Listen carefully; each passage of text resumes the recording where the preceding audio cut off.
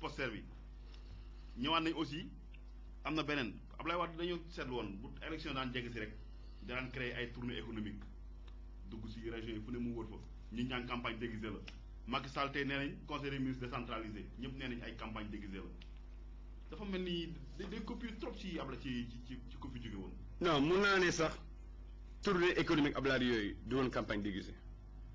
est-ce que pourquoi le moment quoi moment boobu. am naa sañ-sañ wax loolu. tournée économique dafa doon loo xam ne day dem si àll bi. màggatu jënd la ci politique. dem si région yi.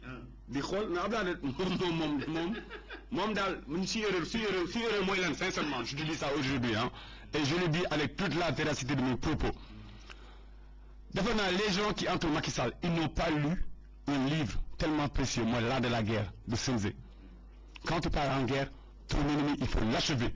Abdoulaye Wade on l'a pas achevé raison pour laquelle aujourd'hui mu nekk en force di ñëw yow ceeb bi ne doo si lekk rek mais doo si këpp suuf loolu lay def instant bi ñoom suñu nee ne Macky Sall day def campagne déguisée amul c'est la première fois dans l'histoire du Sénégal conseil des ministres ni décentralisé ko mais vraiment Sénégalais yi su nekkee ay góor dëgg su nekkee ok xaalis def am na ay xaalis ay frais c'est normal aussi hein mais je pense que dem ci région loolu day wane wala sax Sénégal lañ bokk. Sénégal yu bokk même su nekkee Macky Sall day nexe mais je dis aujourd'hui nul ne peut tromper personne au Sénégal tout est à nu parce que le peuple est politiquement éveillé munoo nax kenn ñun nekkul rek dañuy jàppale Macky Sall parce que Macky Sall lii ak lii man personnellement à sama mouvement moderne avec d'autres jeunes qui sont dans le parti Thiaroye Thiès un peu partout Macky Sall jox leen xaalis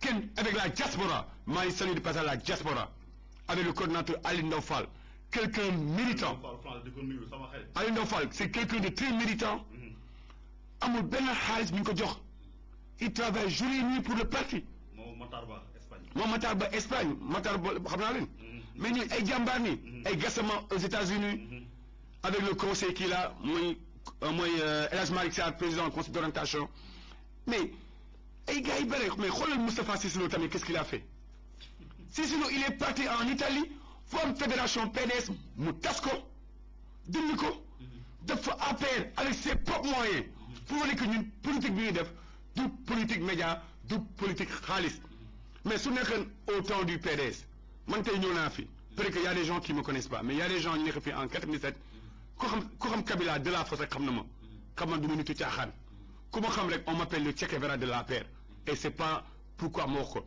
peut-être c'est une faute de génie littéraire mais man ku ma xam rek dama dëggu sama maam mooy Abdoulaye Gueye Kabri moom moo mu nekk membre fondateur du PRA Sénégal donc sànq loo wax c'est important mooy am na xale yoo xam ne seen waa kër jàng nañ leen wax leen lu nekk lii mais baadolo soo ko sangoo ba sang ba set du tax mu baax waa PDS encore une fois APR bu leen fa ñëw Macky Sall nee na xam naa des gens qui sont dans le PDS des gens qui sont bien Macky xam na leen il a eu à cohabiter avec ces gens ñun ñooy ñëw uti gars yooyu mais dimbali muy sama ndey xule si caam mais toog leen bele woon toog leen mais ñoom xoolal man maa la wax ñoom xule si caam ñoom bele woon muy ay directeur affaire boobu xamul turam sax mais ñoo ngir yàlla ñu dem retraite politique war a dem jaamu yàlla dem mag balu àq Sénégal balu àq ñëpp balu àq seen waa kër loolu balu àq seen waa kër seen doom yi tey dama leen yërëm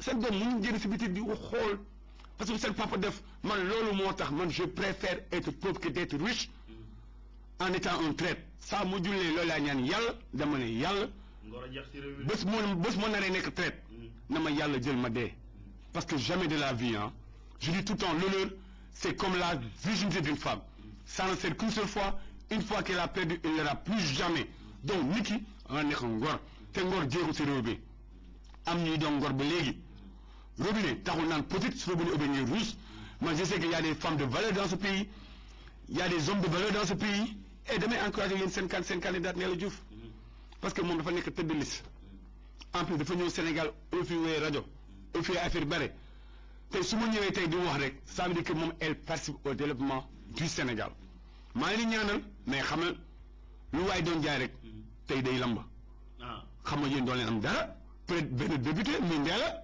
mais su ma déggee ay mais yow nag non yow violation de domicile ngay def nga ñëw fi attaqué woo kenn ku dul candidat Petaw.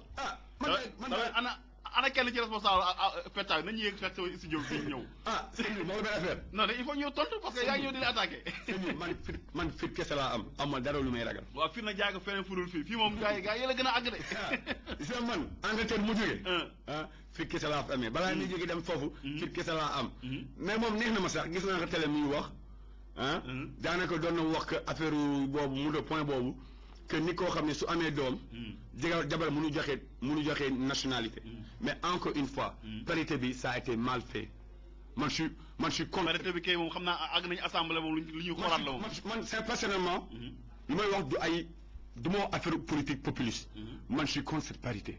En Europe dans les grandes démocraties. non Sénégal il n'y a pas de parité. amul. mais ñu toog ne jigéen. góor jigéen mais ne sax dugg sa kër na xool kam mooy taxu jigéen day daw tëdd ne ni jaay. waaw yow na gars yi bàyyi affaire parité.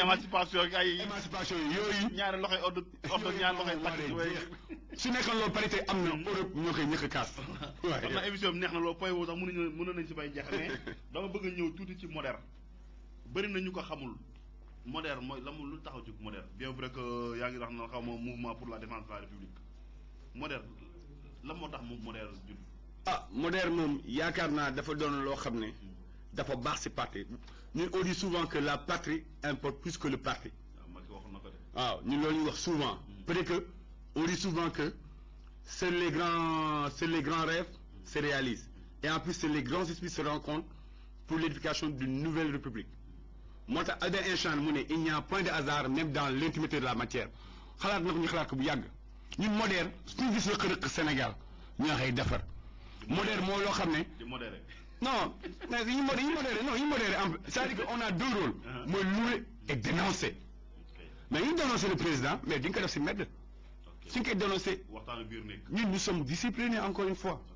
nous sommes des républicains su amee dara mais on va vers le président d'audience ne président lii ak lii. ni veiller à ce que mindaan yi tamit si kër yi mindaan yi ñu sonn tamit ñu xool mindaan yi la mooy seen droit de travail ñu xool boutiquier bi nekk si koñ bi est-ce que ceeb bi wàññi na ko xool décret bi ñu xool ay loi fu nekk ay loi am cellule de veille xool nekk des sentinelles de la démocratie loolu mooy rôle de moderne encore une fois maa ngi nuyu au passage tous les membres de moderne et tous ces gens là. fan ngeen nekk yéen fan ngeen nekk bu daa ne moderne Londres wala nga ni Dakar bi da ngeen bëri ba nekk na ay. sëñ bi xam nga yow ku la xool ne wax rek yow moom a nga saf xorom trop. mais booy parce que boo ay moderne partout day mel ni yéen national ngeen fépp ngeen Dakar ak ngeen.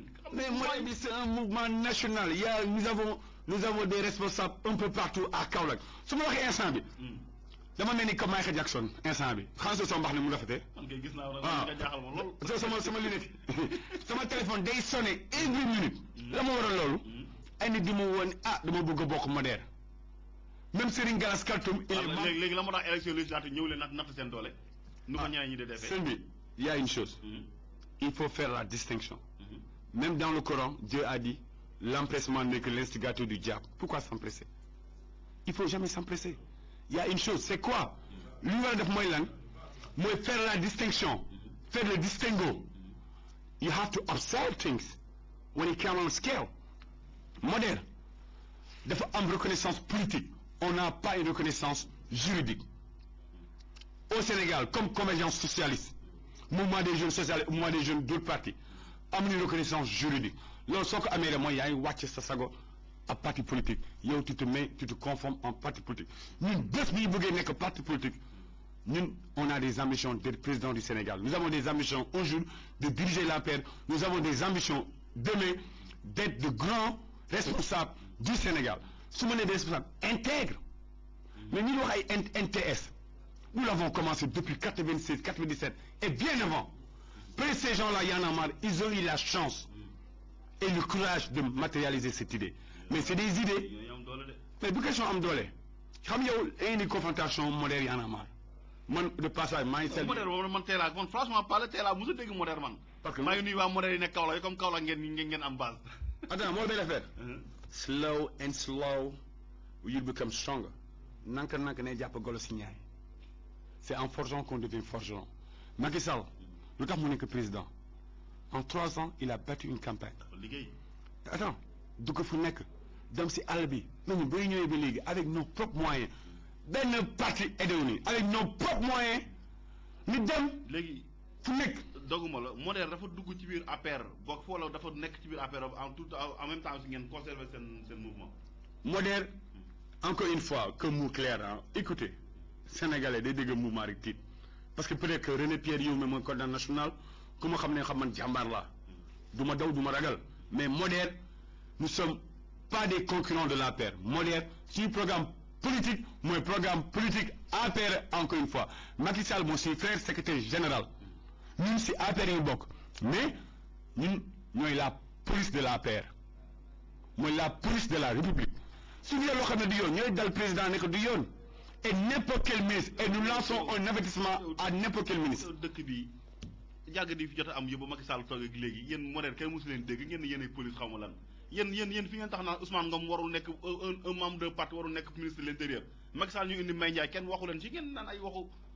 xam nga yow ku la dégg rek lu tax xamoo moderne nga toog sa rajo rek toog fii rek. jàpp non man franchement xamoo moderne moom. xam yow yaakaar naa dama si affaire su ko la xool yaa ngi sol bleu Ndella Diouf sol bleu si photo yi yow nga toog fi di tàccu rek Ndella Diouf moo tax mënoo xam moderne dafa siiw.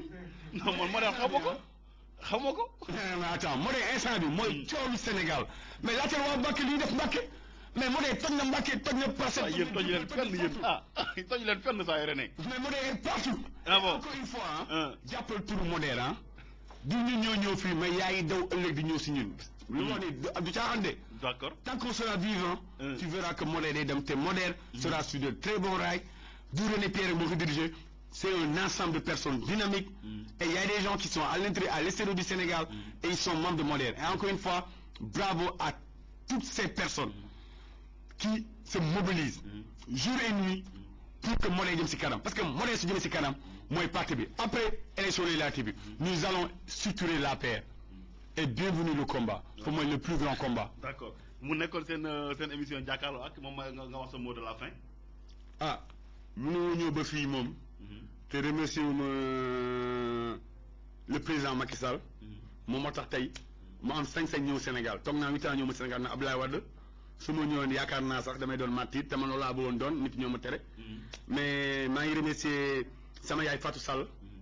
na xam ne boobu nekk xale dama ko yàgg gis moom 13 ans benn jour mu triste mu ne si un jour mes forces m'abandonnent je ne serai plus moi-même le seul courage que je puisse dans mon corps me donne chaque jour la force de vivre ak sama dama am ñaari pap sama jëkkër yaay Mamadou Camara mooy sama pap ak Gabriel Yomé Mamadou Camara moo ma xamal lii ma xam ni moo ma ko xamal maa ngi koy remercier mooy sama conseiller moom laay déglu nit ki day am kilifa te maa ngi remercier waa Dakar Plateau maa ngi remercier waa APR fu mu ti nekk et surtout mention spéciale à la diaspora parce que diaspora bi ñoo ñëkk a yeete waa Sénégal diaspora bi ñoo ñëkk a wax que Abdoulaye Wade du fi am du fi dal te encore une fois maa ngi remercier tous les ministres qui ont été nommés par Macky Sall par le premier ministre Abdoul Mbaye maa ngi koy remercier de passage remercier tous les ministres du ma citer ay tour parce que moderne kenn dirige ni y a aucun ministre qui contrôle moderne moderne c'est un mouvement qui est simple autonome